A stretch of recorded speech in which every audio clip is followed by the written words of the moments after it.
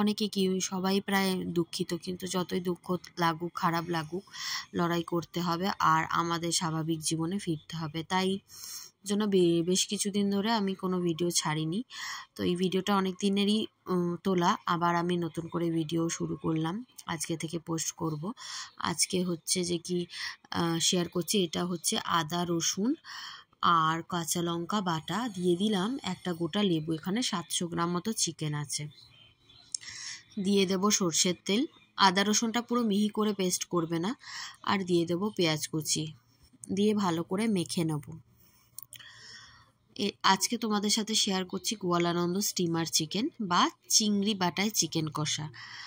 তো চলো দেখে নেওয়া যাক। এখানে এটা ভালো করে মাখিয়ে রেখে দেবো। এরপরে আমি দিয়ে দেব হচ্ছে চিংড়ি মাছ বাটা, ভালো করে মাখাতে হবে। এটা কড়াতে আর কিছুই বেশি দিতে লাগবে না, খুবই কম মশলায়। এটা আমি রিয়েল ফ্লেভার থেকে ইন্সপায়ার হয়ে করছি।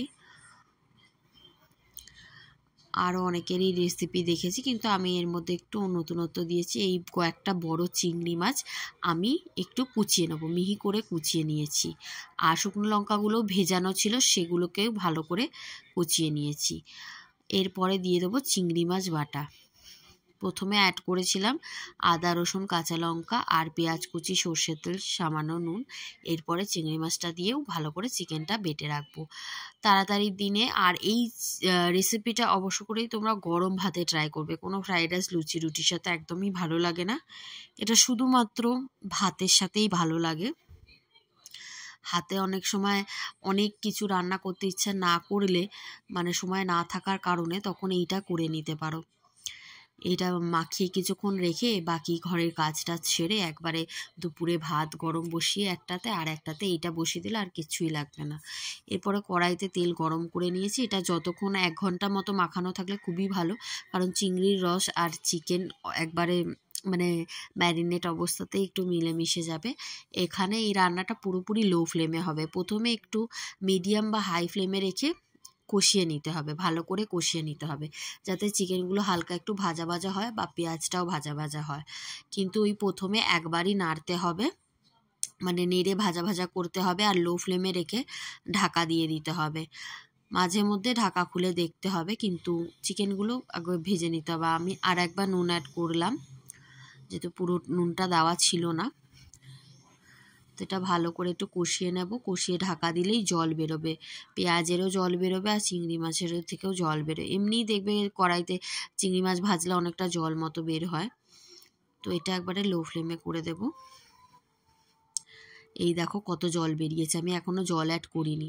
এরপর অ্যাড করে দিলাম টমেটো। টমেটোটা আমি আমার তরফ থেকে দিচ্ছি, অ্যাকচুয়ালি গোয়ালানন্দ চিকেনে টমেটো দেয় না, তা আমি নিজে এক্সপেরিমেন্ট করার জন্য দিলাম, যে একটু আলাদা রকম স্বাদ আসুক, গ্রেভিটাও একটু ভালো হোক। তো অসাধারণ লাগছিল, টমেটোটাও গলে গেছে। আমি টমেটো ঢাকা দিয়েও আমি 5 মিনিট পর এসেছি।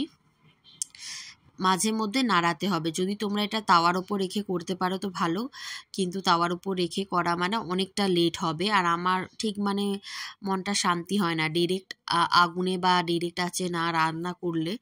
মনে হয় যেন রান্নাটা ঠিক হচ্ছে না, যেহেতু চিকেন মাছ মাংসের ব্যাপার, মনে হয় ওটা বেশি ভালো করে পাকতে হবে, মানে কুক হতে হবে, সেই জন্য। তো এটা ভালো করে কষিয়ে নিচ্ছি। ওই চিংড়ি মাছ আর পেঁয়াজের জলটা যখন শুকিয়ে যাবে, তারপর আমি এতে জল অ্যাড করব। ওই জলটা কষিয়ে কষিয়ে, নয়তো একটা পিঠি মানে একটা সাইডই চিকেনের বেশি ফ্রাই হবে বা সেদ্ধ হবে, ওপরের দিকটা হবে না। তার জন্য আমাদের একটু নেড়ে ঘেটে নিতেই হবে মাঝের মধ্যে খুলে। এই দেখো, এরপর আমি জল অ্যাড করে দিয়েছি। জল অ্যাড করে ঢাকা দিয়ে হতে দেবো। এটা যেহেতু ভাত দিয়ে খাবো, তাই একটু বেশি ঝোল দরকার। আর মাংস একেবারে সেদ্ধ হয়ে এলে ধনেপাতা অ্যাড করতে হবে,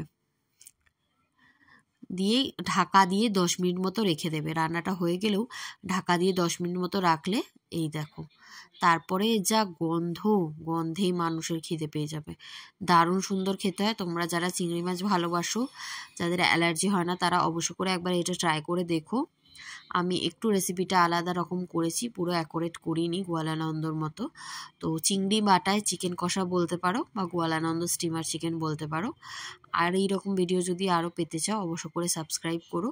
তো আমি তো আর দেরি না করে খেতে বসে গেছিলাম, তোমরাও তাড়াতাড়ি করে বানিয়ে খেয়ে নাও ঝটপট করে। আজকের মতো টাটা বাই। এরকম ভিডিওর আপডেট পেতে আমাকে অবশ্য করেই সাবস্ক্রাইব করো। সাবস্ক্রাইব করার অনুরোধ রইল। আমি খুব তাড়াতাড়ি আসছি আরও অনেক সুন্দর ভিডিও নিয়ে। আর দেরি না করে লাইক করে দাও, শেয়ার করে দাও।